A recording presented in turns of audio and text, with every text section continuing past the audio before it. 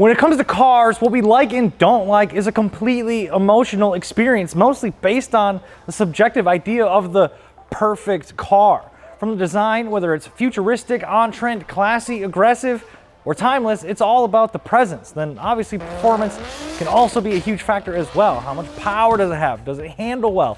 Or is it a big fat boat? Maybe you're super interested in those unrealistic magazine acceleration numbers, but if you're anything like me, the exhaust note can make or break a vehicle. When a car sounds good, it's really easy to overlook its potentially lackluster performance or maybe its bad looks. So go grab your favorite snack and sit the down, because today we're talking about the best sounding cars of all time. And stick around for the last one, guys, because it's gonna blow your freaking mind into a totally new universe. Starting off with an absolute screamer, the W140 generation Mercedes-Benz S600. You know, it reminds me a lot of myself. Big, luscious, sexy, smooth body lines with a higher than average curb weight. But under the hood, this thing is packing a big, honkin' 6-liter V12, and even with 400 horsepower, she's no Corvette, but it still has plenty of power to get out of its own way and can do some big, nasty burnouts. But just like any good video game from the same era of this car, this thing has a cheat code. Throw on some equal length headers under this big bed, and you've got yourself a hyper car that nobody can see. This thing literally sounds like a goddamn F1 car mixed with the exoticness of a Pagani Zonda. In fact, it sounds exactly like a Pagani Zonda, and that's actually because the Zonda uses a Mercedes supplied V12 that's based off this exact engine. And they're super duper affordable with high mile examples, and they're actually quite reliable, even though a 25-year-old Mercedes with a supercar engine sounds a little scary. However, I do have to come clean. This one is a little bit misleading because these equal length headers, they're from Japan. And not just from Japan, but they're like one shop in Japan makes these anymore, and they're $12,000 for headers. So, you know, about as much as you would even pay for a nice W140 S600. Anyway, I still want one of these really, really, really bad. So if you do have one, slide into them DMs. Let's move on to something a little bit more, I guess, traditional. The C6 generation Corvette Z06 sounds like it will rip your face off, chew it up, and spit it out into a new dimension. This thing is aggressive. It's the perfect mix of that old school kind of power by displacement with a single cam, but with modern valve train and electronic technology that lets this 427 cubic inch or 7-liter V8 rev to 7,000 RPMs. Now, that's a lot of RPM for that kind of displacement, but what I think is super cool is the dry sump oiling system in a domestic sports car. If you don't know what that is, dry sump systems, essentially it gets rid of the traditional oil pan, if you will, along with that pickup tube system. It uses a reservoir-fed oil pump to more adequately disperse oil through the engine, which means more reliably getting into those higher RPMs with no risk of oil starvation on the track, more efficient cooling of that oil, and much more complicated oil changes. The thing also got a forged crank and forged titanium connecting rods and some hyper-eutectic pistons, which is also a pretty cool thing. Hyper-eutectic piston sits between the traditional kind of cast and your fully forged piston. It's a little bit lighter, stronger, it expands less than a traditional cast piston, but without the cost and the labor of a fully forged piston. It really is a lot of race car stuff, and it certainly sounds like it. And then when people go and cam these things, good God, do they sound even nastier. I could talk about the LS7 all day, but I'm being told to wrap this one up, so I guess we'll just move on to the next one. Now, I am a sucker for a burbly engine that is untraditional, and nobody does burbly and untraditional like Volkswagen did with the VR6 engine. Long story short, in the late 80s, Volkswagen needed to step their game up. The G60 supercharged 1.8-liter four-cylinder just was not cutting the cake for the Corrado to compete in its kind of compact sport luxury coupe thing segment. And while a lot of you might say just add some more boost, the most reliable and affordable way to add horsepower from a manufacturing standpoint is by adding displacement. But these 1.8s already used kind of a large bore for the block, leaving pretty much no room to up that displacement without major cylinder wall risks. And these cars were pretty damn small, so you're not really gonna fit any sort of inline or V6 into that friggin' thing without re-engineering literally the whole car and making it super expensive. So some smart guy came in and was like, holy you guys, if we just make the V of the V6 as narrow as we possibly can, you could theoretically fit 6 cylinders into a 4-cylinder sized package, utilizing the V design for that low-end torque and the inline design for that silky smooth power delivery. And that's actually why this engine is called VR. V is for the V design of it, An R refers to Reichenmotor, which literally means straight engine. In this VR configuration, the cylinders are actually offset from each other, which means the intake and exhaust runners have two different lengths.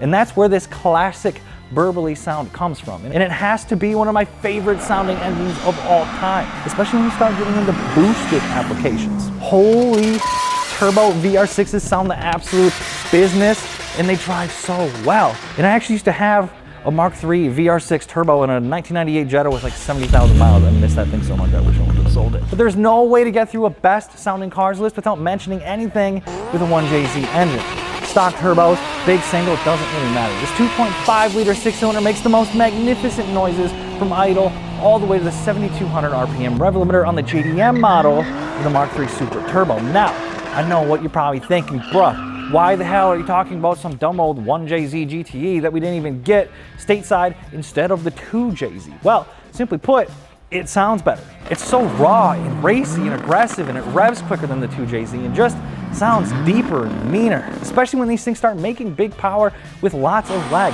My God, they just sound so perfect.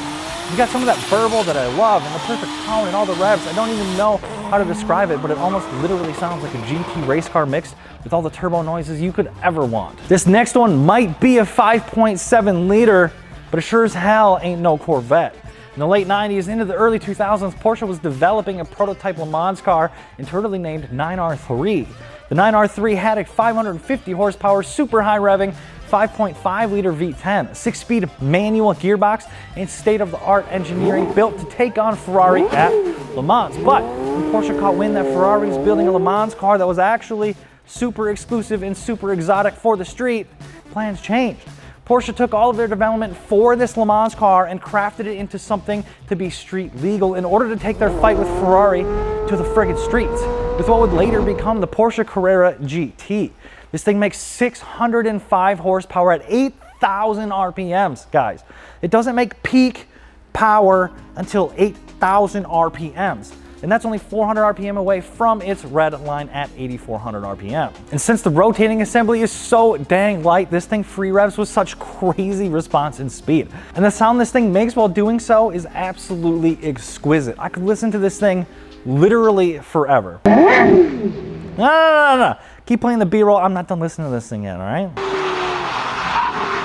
You know what? I'm just gonna say it. The Porsche Carrera GT sounds better than the Lexus LFA, all right? It's just a fact. But before we jump into this final one, I wanna buzz through a couple honorable mentions. We're gonna fire off 3-second samples of cars that sound awesome but didn't quite make the top 6. The 5-cylinder C4 Audi S4, the Lamborghini Murcielago, the Fiat 500 Abarth, Fox Body 5-liter Mustangs. And if you're enjoying the video, quick, hit that thumbs up. It helps us better navigate the algorithm and get in front of other car and fitment enthusiasts. And drop a comment. I want to know what your favorite sounding car is. Alas, the moment you've all been waiting for, the last car on this list, the best sounding car ever made is a Mazda. But not just any old Mazda or even an RX-7 or an RX-8. This one is a straight up race car that in 1991 became the first Japanese car company to win the 24 Hours of Le Mans. It was the first non-piston engine to win the 24 Hours of Le Mans, and it was also the final year for the rotary engine to enter Le Mans. I'm of course talking about the 2.6 liter 4-rotor Mazda 787B. This friggin' thing made 690 horsepower at 9,000 RPM. But even more impressive than that to me is the nearly 450 foot-pounds of torque from a rotary engine. That is a game changer. And one of the coolest ways they were able to aid in adding that torque was these variable length intake runners. The intake runners literally would expand and contract based on the engine speed with this really crazy freaking pulley system controlled by electric motors. How neat is that? That's pretty neat. The whole story of the win is super interesting as well. Even though the engine made a ton of power for a rotary, it was still underpowered compared to its competition. And Mazda actually convinced the International Automobile Federation to allow them to run at a lower weight, have a more competitive power to weight ratio, and increase fuel economy because, you know, rotary. Anyway, it all worked out. They won, and they never used it again. But good God, if this thing doesn't sound like an unworldly, aggressive, infinitely revving race car engine way ahead of its time. And it chops harder than a cammed LS engine. This is the car that put rotaries in the history books. This is the car that defied everything we knew about rotary engine endurance capabilities, and in my professional opinion, is the best sounding car of all time. So what do you guys think? What are your favorite sounding cars? Let me know. Don't forget to subscribe, and if you need exhaust, MA Performance probably has a solution for you. And for all things wheels, tires, and suspension, come see the experts at fitmentindustries.com. I'm Sean, Sean F on Instagram. Thank you so much for watching. Peace.